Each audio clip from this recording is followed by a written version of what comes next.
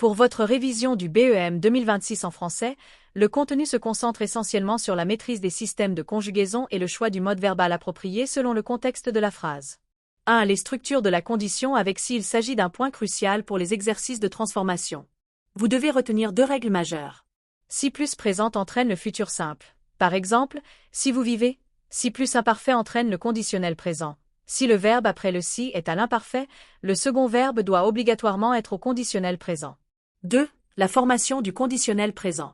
Pour bien conjuguer au conditionnel, la méthode donnée est de prendre le radical du futur simple et d'y ajouter les terminaisons de l'imparfait est, yon, yé, est.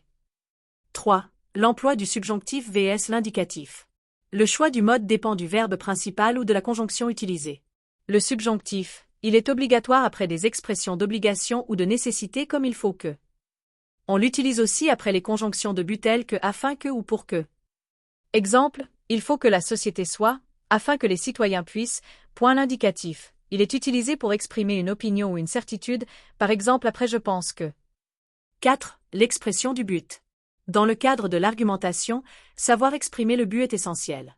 Les sources précisent que lorsqu'on utilise des locutions comme afin que, le verbe qui suit doit être au présent du subjonctif.